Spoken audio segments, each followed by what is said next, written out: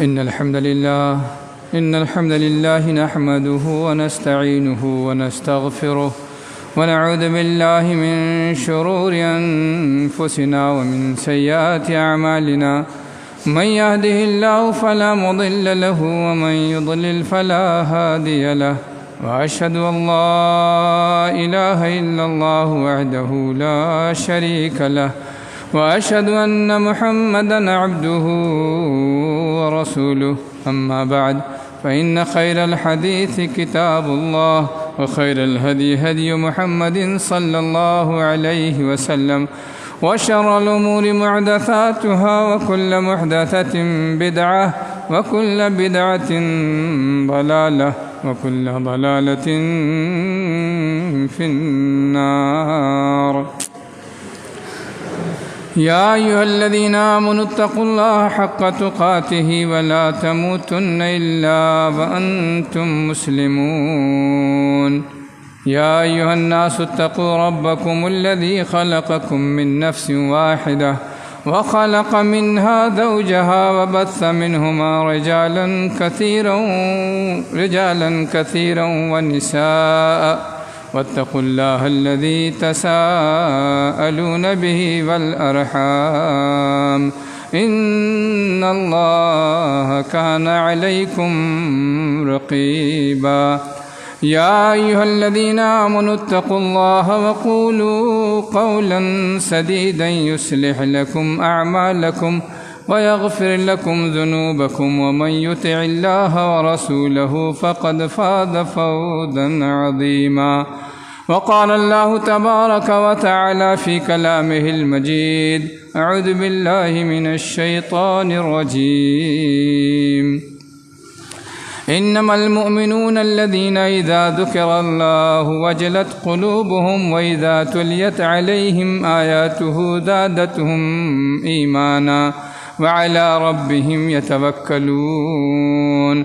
الذين يقيمون الصلاة ومما رزقناهم ينفقون أولئك هم المؤمنون حقا لهم درجات عند ربهم ومغفرة ورزق کریم. تمام قسم کی تعریف و توصیف، حمد و ثنا، بڑائی و بزرگی، عبادت و بندگی، نظر و نیاز اور قربانیاں اس رب العالمین کے لیے جس نے ہمیں اور آپ کو خالص اپنی بندگی کے لیے پیدا کیا اور یوں ہی چھوڑنے کے بجائے رہنمائی کے لیے نبیوں کا سلسلہ جاری کیا، کتابیں نازل کیں، اور ایک بڑا احسان یہ بھی کہ ہم کو اور آپ کو اس نبی کی امت میں پیدا فرمایا جو اس کائنات کی آخری ہستی، آخری نبی، نبیوں کے سردار، بنو آدم کے امام، اور پھر اس واسطے سے ہم کو اور آپ کو تمام امتوں میں خیر امت بنایا. اور خیر امت اس لیے بنایا تاکہ ہم اللہ رب العالمین کے تمام خیر کے حصولیابی کی کوشش کریں اور اس کے پانے والے بن سکیں. اللہ رب العالمین کی حمد و ثنا کے بعد اس کے تمام رسولوں پر درود و سلام، خصوصاً آخری نبی جناب محمد مصطفیٰ صلی اللہ علیہ وسلم پر انگنت اور بے شمار درود و سلام، جو اس کائنات میں اللہ رب العالمین کی جانب سے آنے والی ہدایتوں پر سب سے پہلے ایمان لانے والے تھے. قرآن مجید میں اس کا ذکر ہے، میں اپنی طرف سے نہیں کہہ رہا. قرآن مجید میں ہے کہ سورہ بقرہ کی آخری آیتوں میں کہ جب اللہ رب العالمین کی جانب سے کوئی حکم آتا ہے، آمن الرسول بما انزل الیہ من ربہ، تو سب سے پہلے جس دل پہ اترتا ہے،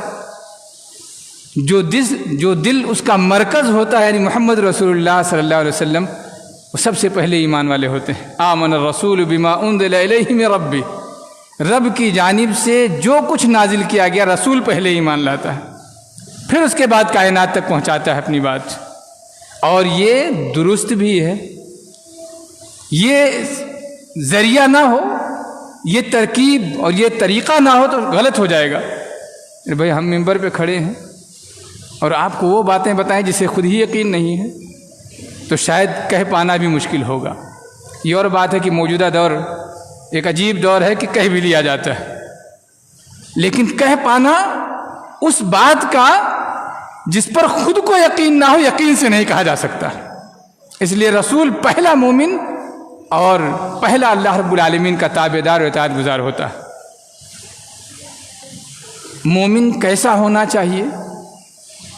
گویا اسی سے اندازہ ہو گیا کہ مومن رسول کے راستے پہ چلنے والا ہونا چاہیے۔ پہلا مومن وہ ہے تو اس کے راستے پہ جو چلے گا وہ مومن ہوگا۔ اس کے علاوہ مومنوں کی ڈھیر ساری صفات اللہ رب العالمین نے اپنے کلام پاک میں ارشاد فرمائی ہیں۔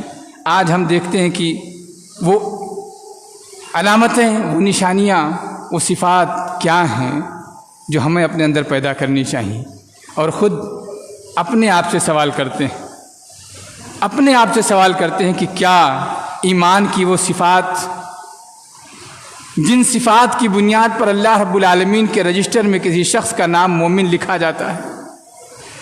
دنیا والوں نے کہہ لیا مومن، کوئی حرج نہیں، لیکن کیا دنیا والوں کے کہنے سے اللہ رب العالمین کے یہاں بھی ہم مومن ہوئے؟ یہ ایک سوال ہے۔ اس کی روشنی میں ہم دیکھتے ہیں کہ اللہ رب العالمین نے ہم مومنوں کی کیا صفات بیان کی۔ اللہ رب العالمین نے سورہ انفال میں فرمایا انما المؤمنون الذین اذا ذکر اللہ وجلت قلوبہم واذا تلیت علیہم آیاتہ زادتہم ایمانا۔ مومن وہ لوگ ہیں، انما المؤمنون الذین اذا ذکر اللہ وجلت قلوبہم، مومن وہ لوگ ہیں کہ جب اللہ کا ذکر ہوتا ہے تو دل ان کے گھبراہٹ سے کانپ اٹھتے ہیں۔ اب سوچیں گے اللہ کا نام آئے تو گھبرانے کی ضرورت کیا؟ سوچ سکتا ہے سوچنے والا۔ اسی لیے ایمان کی مکمل شکل یہ بتائی گئی کہ گھبراہٹ کے ساتھ محبت بھی ہو، اور یہ ایک ہی ہستی ہے اللہ رب العالمین کی کہ جہاں آدمی گھبراتا بھی ہے اور محبت بھی کرتا ہے۔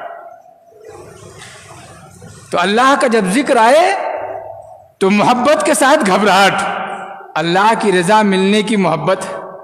اللہ رب العالمین نے بے انتہا انعامات کیے، اتنے انعامات، وَإِن تَعُدُّوا نِعْمَةَ اللَّهِ لَا تُحْصُوهَا، بارہا سنا، اتنے انعامات کہ صرف اپنے جسم کے ایک عضو پر اس کے انعامات آپ شمار کریں تو شاید نہیں کر پائیں گے۔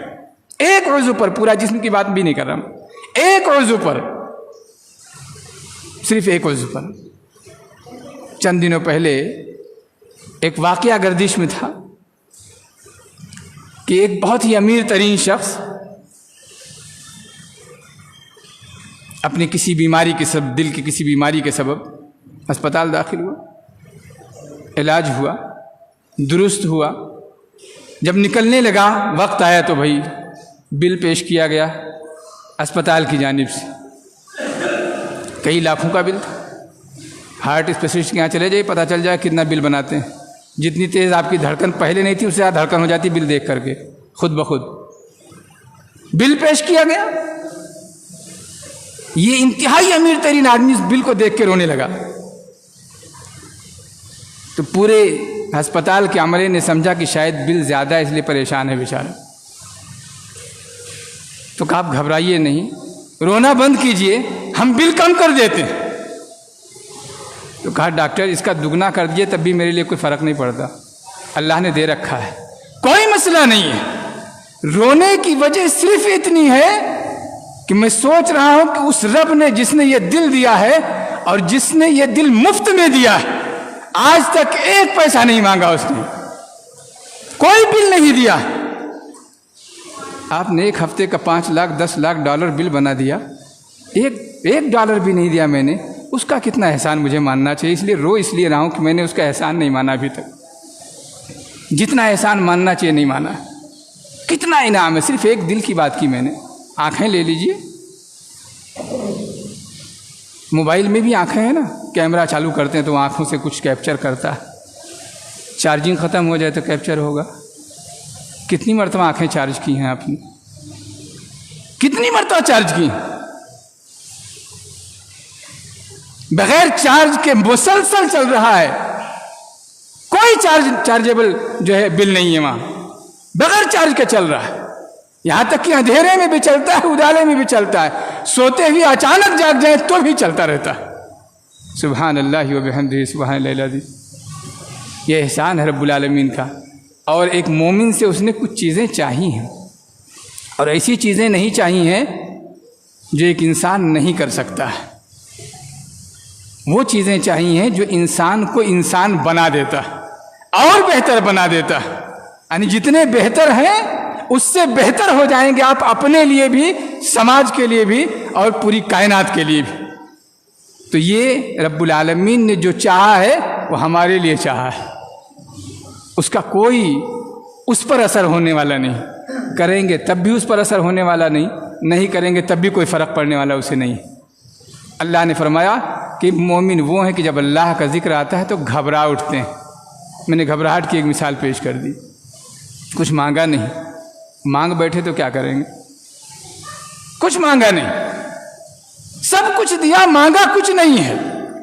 مانگی وہی چیزیں ہیں جس سے آپ اور بہتر ہو جائیں۔ وہ اللہ سے اگر دل گھبرائے گا تو ہم بہتر بنیں گے، اللہ رب العالمین سے دل گھبرائے گا تو ہم بہتر بنیں گے، یقیناً بہتر بنیں گے۔ اس لیے کہ جو شخص اللہ رب العالمین کے خوف سے ڈرتا ہے، اللہ رب العالمین کے عذاب سے ڈرتا ہے، اللہ رب العالمین کے محاسبے سے ڈرتا ہے، جسے یہ علم ہے کہ ہم دنیا کے کسی کونے میں بیٹھ جائیں، کسی کونے میں جہاں چاہیں چھپ کر بیٹھ جائیں، اس کے لیے کوئی چھپی ہوئی جگہ نہیں ہے، کوئی جگہ نہیں۔ دنیا سے چھپ سکتے ہیں اور پکڑے جائیں تو رشوت دے کے بچ بھی سکتے ہیں۔ بڑے بڑے جو ہے بہت دنیا کا سب سے بڑا جو ہے اگر عدالت، سب سے بڑی عدالت تو وہاں بھی لوگوں کی چلتی ہے۔ اسی لیے لوگ تو کہنے لگے ہیں یہ پوزیشن ہے کہ قانون غریبوں کے لیے ہوتا، امیروں کے لیے نہیں۔ یہ دنیا کہہ رہی، میں نہیں کہتا، میں بالکل نہیں کہتا بھائی، قانون کا مذاق اڑانے کا حوصلہ ہم میں نہیں ہے، ہم نہیں مذاق اڑا، دنیا کہتی ہے یہ بات، اور مانی بد تجربے کی بنیاد پہ کہتی ہے۔ لیکن اللہ کے یہاں ایسا کوئی مسئلہ نہیں، کوئی کچھ نہیں کہہ سکتا۔ تو وجلت قلوبہم، دل گھبرا اٹھتے ہیں کہ جس دن کھڑا ہونا ہوگا سامنے، اس دن کیا پوزیشن ہوگی۔ اور یہ بات بھی ہم بارہا سن چکے ہوں گے کہ وہ دن اتنا خطرناک ہوگا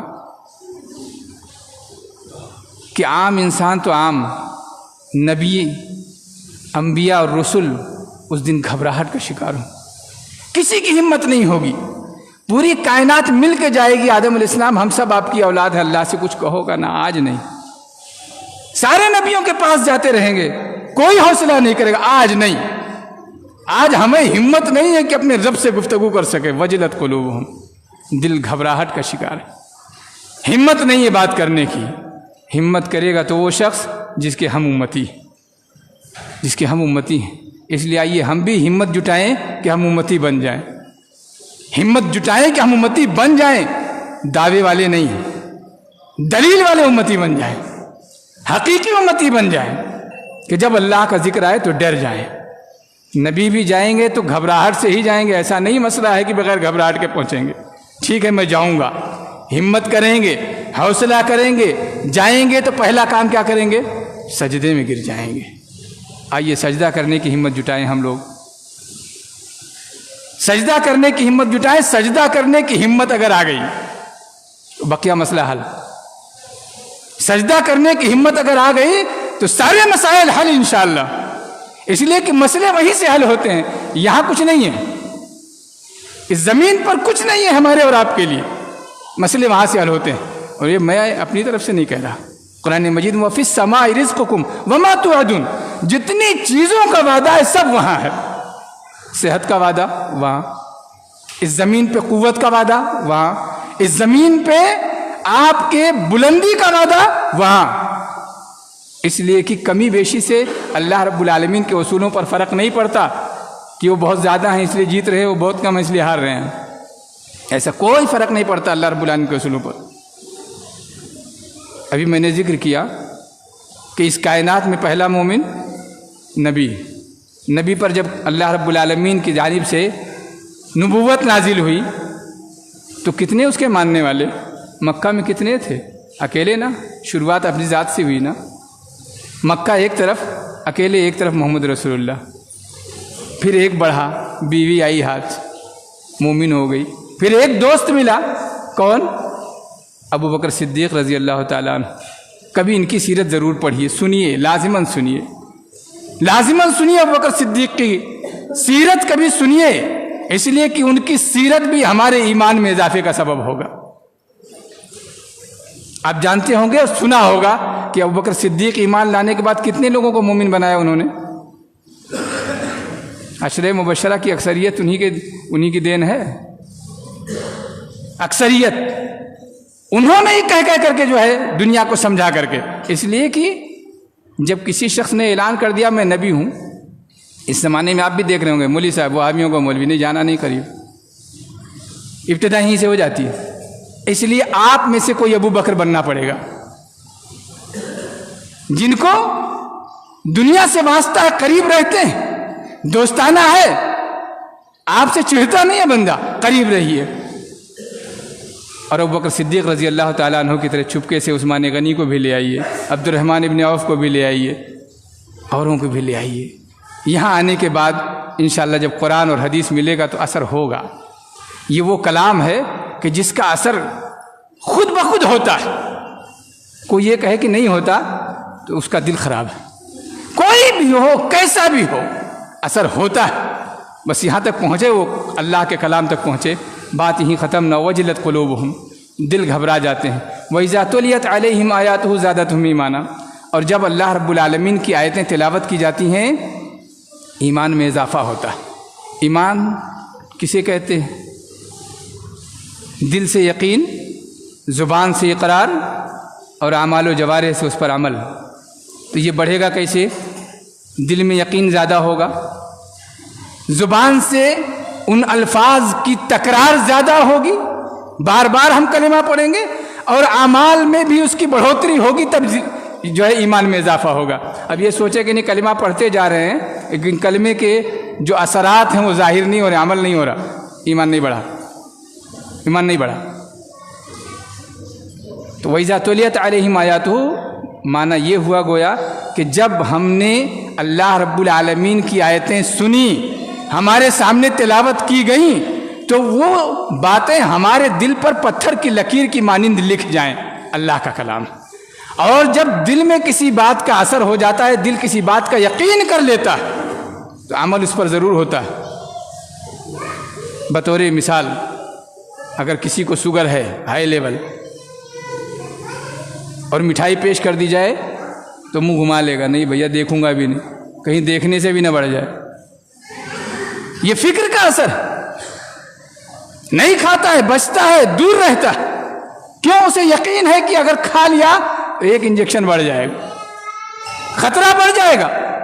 تو ایسے اللہ رب العالمین کی آیتیں جب پڑھی جائیں تو دل پر اسے لکھیے، آپ کے اعمال میں اضافہ ہوگا، اور جیسے عمل میں اضافہ ہوگا دل کے یقین کے ساتھ ایمان بڑھ جائے گا۔ وَإِذَا تُلِيَتْ عَلَيْهِمْ آيَاتُهُ زَادَتْهُمْ ایمانا وَعَلَىٰ رَبِّهِمْ يَتَوَکَّلُونَ۔ دو صفتیں ہو گئیں مومن کی، بہت ساری صفات ہیں قرآن مجید میں، اگر اس کو ڈھونڈیں گے تو بھائی صاحب ایک خطبہ کافی نہیں۔ اللہ کا ذکر آتے ہی ڈر جاتا ہے، اللہ کی آیتیں پڑھی جاتی ہیں تو ایمان بڑھ جاتا ہے، اور وہ اپنے رب پر بھروسہ کرتا ہے۔ موسم کون سا چل رہا ہے؟ کون سا مہینہ ہے؟ سفر کا۔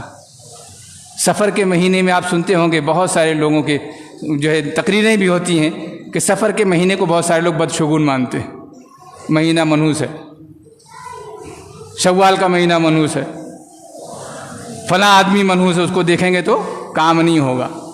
کہاں ہے رب پر بھروسہ؟ رب پر بھروسہ کہاں ہے؟ اگر یہ مان لیا جائے کہ یہ علاقہ منحوس، یہ زمین منحوس، یہ وقت منحوس، تو رب پر بھروسہ کہاں رہا؟ ہم نے تو اپنا عقیدہ اٹھا کر ان زمین پر اس وقت پر رکھ دیا۔ دہنا ہاتھ کھجائے تو ملنے والا ہے، بایاں کھجائے جانے والا ہے، دہنی آنکھ پھڑپھڑائی تو کچھ ملنے والا ہے۔ گویا ہمارا عقیدہ وہاں نہیں رہا، رب العالمین کے بھروسے نہیں ہے۔ बल्कि आँख फड़फड़ाने का इंतज़ार करें कि दहीनी फड़फड़ाएगी तो कुछ मिलने वाला है। कहाँ चला गया मुसलमान? और ऐसा हो नहीं रहा है क्या? हो नहीं रहा है क्या समाज में? घर से निकलते ही कोई अंधा नजर आ गया तो कहाँ से कमबख्त चला आया? अंधा मिल गया आज काम नहीं होगा, लंगड़ा मिल गया काम नहीं होगा, बड़ा मनहूस है। अरे साहब, एक आलिम का वाकया, बरसात का मौसम, घर से निकले, छतरी की बटन दबाई, छतरी खुलने के बाद धड़ से उड़ गई, सारी तीलियां उड़ गई। एक साहब साथ में थे, फौरन कहा देखो बुड्ढा आ रहा है, मनहूस की वजह से उड़ गया। उड़ी छतरी तेरी, नहुसत उसकी यहाँ कहाँ पहुंची? वो दूर है अभी। ये मिजाज है हमारे समाज का। वाला रब्बिहिम यतवक्कलून, रब पर भरोसा नहीं कि रब ने चाहा था छतरी उड़ गई, रब चाहता है नहीं खरीद ले, रब दूसरी दिलाना चाहता है, और तेरा ख्याल उधर चला गया कि उसने उड़ा दिया। दुनिया में अल्लामा इब्न रजब रहमहुल्लाह लिखते हैं कि न ज़मान मनहूस, न मकान मनहूस, न जगह मनहूस, न वक्त मनहूस। अगर नहूसत कहीं है तो आदमी के अपने अमल में। तेरा अमल अच्छा, पूरी कायनात तेरे लिए मुबारक। तेरा अमल अच्छा, सारा ज़माना तेरे लिए मुबारक। और अमल अच्छा नहीं तो कोई भी जगह तेरे लिए अच्छी नहीं। मस्जिद भी तेरे लिए मस्जिद ज़रार बन गई। मदीना का वाक़या मालूम है ना? मुनाफिकीन ने मिल करके एक मस्जिद बनाई ग़ज़वे तबूक के मौके पर। मस्जिद बनाने के बाद मोहम्मद रसूलुल्लाह सल्लल्लाहु अलैहि वसल्लम के पास गए कि आप चल के 2 रकात नमाज पढ़ दीजिए हमारी मस्जिद में, ताकि उससे हम तबर्रुक हासिल करें। आपने कहा ठीक है, अभी एक मुहिम पर हूँ, लौटूंगा तब, वादा। लौटे, मदीना पहुंचने से पहले अल्लाह रब्बुल आलमीन ने कहा कि कुछ लोगों ने एक मस्जिद बनाई है जिसका नाम मैं रख रहा हूँ मस्जिद ज़रार, नुकसान वाली मस्जिद। उसमें आप कभी खड़े ही मत होना, जाना ही नहीं, मत खड़े होना। मदीना पहुंचे तो कहा इसको गिरा दिया जाए। जमीन मनहूस थी क्या? जिस वक्त बनाया था वो वक्त मनहूस था क्या? नहीं ना। उनके अमाल मनहूस थे, उनकी नीयतें मनहूस थीं। उन्होंने मस्जिद बनाई ही इसीलिए थी ताकि रसूल के खिलाफ, मुसलमानों के खिलाफ, इस्लाम के खिलाफ, रब्बुल आलमीन के खिलाफ बैठ करके हम मशवरे करेंगे। उस अमल ने उस जगह को मनहूस कर दिया, अल्लाह के हुक्म से तोड़ दी गई। रसूल ने तोड़ा, हम नहीं कहते। तो अल्लाह पर भरोसा होना चाहिए, कोई चीज़ मनहूस नहीं है। इसीलिए कुरान मजीद में अला इन्नमा ताइरुहुम इंदल्लाह, उनकी किस्मतें, उनकी तकदीरों की डोर अल्लाह के हाथ में। तो अल्लाह पर भरोसा होना चाहिए। इसी तरीके से अल्लाह रब्बुल आलमीन ने उसी आयत में फरमाया अल्लज़ीना युक़ीमूना अस्सलाता व मिम्मा रज़क़नाहुम युनफ़िक़ून, जो लोग नमाज कायम करते हैं और जो कुछ अल्लाह ने दे रखा है उसमें से खर्च करते हैं, नमाज कायम करते हैं। जुमा का दिन है आज, तबसरा मुनासिब नहीं लग रहा है मुझे। कब पहुंचना चाहिए? अपने दिल से पूछ लें, अपने दिल से पूछ लें, और वो उज़्र तलाश करें जो उज़्र अल्लाह के यहाँ मकबूल है, अपने दिल में मकबूल है नहीं। हम तो अपना हर उज़्र मकबूल मानते हैं। कुछ नहीं है, घर पे बैठा था, ज़रा मोबाइल देख रहा था, मखसूस वीडियो देख रहा था, छूट नहीं रही थी, ये उज़्र है मकबूल? नहीं मकबूल। ज़रा चाय पीने चला गया था ताकि चुस्ती फुर्ती के साथ मस्जिद पहुंची, है उज़्र मकबूल? अपने आप से पूछे, क्या दीन पर ईमान है उसी तरीके से जिस तरीके से होना चाहिए? आपने नहीं सुना है कि जो सबसे पहले पहुंचे, एक ऊंट की कुर्बानी का सवाब है जुमा के दिन, मालूम है ना? एक ऊंट की कुर्बानी। और अभी अगर चंदा हो तो शायद 10 रुपया निकलना मुश्किल जेब से। आपको नहीं कह रहा हूं, मैं अपने आप को भी कह रहा हूं। किसी को बुरा ना लगे कि हमको कहा जा रहा है, आपको नहीं, अपने आप को भी कहा जा रहा है, क्योंकि मैं भी इसी उम्मत का हिस्सा हूं, कहीं बाहर का नहीं हूं, इसी कौम का हिस्सा हूं। हम नहीं पहुंचते। क्यों नहीं पहुंचते? इसलिए कि ऊंट की कुर्बानी के सवाब मिलने का अगर यकीन होता तो बताइए पहुंचते कि नहीं पहुंचते? वक्त छोड़ते? हाँ, कहीं ड्यूटी है भाई, किसी के मातहत है, नहीं छोड़ रहा है, नहीं जाने दे, तो ठीक है, मुमकिन है अल्लाह रब्बुल आलमीन उज़्र कबूल कर ले, लेकिन हम होटल पे बैठे हैं, اپنی دکان پہ بیٹھے بھی 4 گراہک اور آئیں گے، دینے والا ادھر بیٹھا ہے، کوئی خبر نہیں۔ تو ہم اپنے آپ سے سوال کریں، وقت ختم ہوا، ہم کچھ سوالات دیتے ہیں، اور یہ سوال ہر شخص اپنے آپ سے پوچھ لے۔ کچھ سوالات تو اللہ رب العالمین نے خود ہی دے دیے، سوالات خود اللہ رب العالمین نے دے دیے۔ لا تزول قدم ابن آدم حتى يسأل عن 40 وفي روایت 5۔ 4 سوالات ہیں، اس کے بغیر کوئی بندہ اللہ رب العالمین کے سامنے سے ہل نہیں سکتا۔ ابھی SIR چل رہا ہے، پوزیشن کیا ہے؟ زیروکس کی مشینیں فیل ہو جا رہی ہیں۔ کیوں بابا؟ معمولی محاسبہ ہے دنیا کا، معمولی محاسبہ ہے دنیا کا۔ تو پوزیشن یہ ہے کہ ہر شخص پورا گھرانہ لگا ہوا ہے، کہاں سے کاغذ جٹائیں، کیسے پیش کریں کہ ہم ثبوت پیش کر دیں کہ بھیا ہم ہیں، ہماری زندگی کا ثبوت ہے۔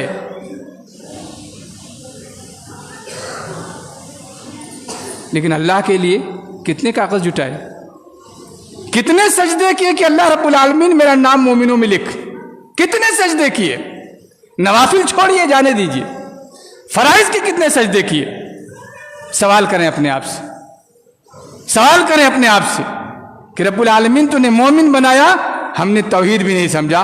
توحید سمجھا کیا؟ توحید سمجھا تو نماز کتنی پڑھی، نماز پڑھی تو اس کے بعد اخلاقیات جو ہے مما رزقناہم ينفقون، جو ہم نے دیا اس میں سے خرچ کرو۔ کتنا خرچ کیا، کتنا خرچ کیا؟ ابھی پوچھ لیا جائے کہ دن بھر میں چائے کتنی پیتے ہیں، یہاں تو نہیں بتائیں گے شاید، باہر نکلنے کے بعد بھائی بغیر چائے کے 5 منٹ نہیں چلتا میرا۔ کتنی چائے ہو گئی؟ دنیا بھر کی پی لیے، دن بھر میں 10 ہی پی گئے، فرض کر لیجئے 10، فرض کیجئے 5 روپے کی ایک چائے 50 روپے ہوگا دن بھر کا۔ اگر کہہ دیا جائے کہ ایک فقیر کو 10 روپے دے دیجئے، کہا میرے پاس پیسے نہیں، میں غریب آدمی، مسجد میں 10 روپے دے دیجئے، میرے پاس ہے نہیں نا، میں غریب، گھر کا خرچ نہیں چل پا رہا ہے۔ آپ کیسی بات کرتے ہیں مولانا، میں خود ضرورت مند ہوں، لیکن 10 چائے روز ہو جاتی، یہ ہے ضرورت، یہ ہے عذر۔ کہاں اللہ رب العالمین کے سامنے پیش ہوں گے تو کیا ہوگا؟ تو 4 سوال۔ پہلا سوال عن عمرہ فیما افناہ، عمر کہاں ختم کیا؟ وعن شبابہ فیما ابلاہ، عمر میں شباب داخل ہے، لیکن خصوصی سوال ہو جائے گا کہ جوانی کہاں گزاری تھی، جوانی کہاں گزاری تھی؟ مسجد گیا تھا کبھی یا ہلڑ بازی میں روڈوں پر اپنے ایکشن دکھانے میں، اپنی گاڑی دکھانے میں لگایا تھا، جس سے ملا اس سے ٹکرا گیا، اس لیے کہ طاقت تھی اس زمانے میں۔ وان شبابی فیما ابلہ وان مالہ من این اکتسبہ فیما انفقہ، کہاں سے کمایا، کہاں خرچ کیا، صرف کمایا نہیں، خرچہ بھی کہاں کیا۔ وعن علمہ فیما عمل، اور علم کے بارے میں پوچھا جائے گا کتنا عمل کیا۔ تو آئیے ہم اپنے آپ سے سوال کریں کہ کیا ہمارا توحید اس قابل ہے جو اللہ کے ہاں مقبول ہو؟ اور اگر نمازی ہیں تو کیا ہماری نماز اس قابل ہے کہ اللہ کے ہاں مقبول ہو؟ کیا ہمارا وضو اس قابل ہے جس میں طہارت کا حکم ہو سکے؟ کیا ہمارے اخلاق اس قابل ہیں کہ ہم مومن کہے جا سکیں؟ کیا ہم اپنی نیکیوں سے خوش ہوتے ہیں؟ کیا ہم اپنی برائیوں سے کبھی غمگین ہوتے ہیں؟ حدیث میں الفاظ ہیں من سرتہ حسنتہ ومن اساءتہ سیئتہ فہو مومن، او کما قال علیہ الصلوۃ والسلام۔ جس کی نیکیاں اسے خوش کریں، 10 روپیہ بانٹ کر خوشی محسوس ہو۔ ابو بکر صدیق رضی اللہ تعالیٰ عنہ کی طرح پورا گھر غزوہ تبوک میں دے کر کے رسول نے پوچھا کیا چھوڑا؟ کہا اللہ اور اس کے رسول کا نام گھر چھوڑ آیا ہوں، اور کیا چاہیے، اور کیا چاہیے؟ اور جس کو اس کی برائی غمگین کر دے وہ مومن ہے۔ اللہ رب العالمین سے دعا ہے کہ الہ العالمین ہم سب کو مومن بننے کی توفیق دے، ہمارے اندر ایمان کے وہ جذبات پیدا کر دے جس کے ذریعے سے ایمان ہمارا پختہ ہو جائے اور بڑھتا جائے، اس قدر بڑھ جائے کہ اللہ رب العالمین اسے قبول کر لے، اور اللہ رب العالمین ہمیں توفیق دے کہ ہم اپنے دین کو سمجھ سکیں، دین کے مطابق عمل کر سکیں، تاکہ دنیا جو ہم پر اعتراض کرتی ہے یہ بھی ایک دھبا دھل جائے کہ مومن ایسا ہوتا ہے، ہمیں ایسا بنا دے کہ دنیا دیکھ کر کہے کہ ہاں مومن ایسا ہوتا ہے۔ آمین۔ وآخر دعوانا الحمد للہ رب العالمین۔ بارک اللہ لی ولکم فی القرآن العظیم۔ ونفعني وإياكم بالآيات والذكر الحكيم إنه تعالى جواد كريم ملك رؤوف رحيم فاستغفروه إنه هو الغفور الرحيم.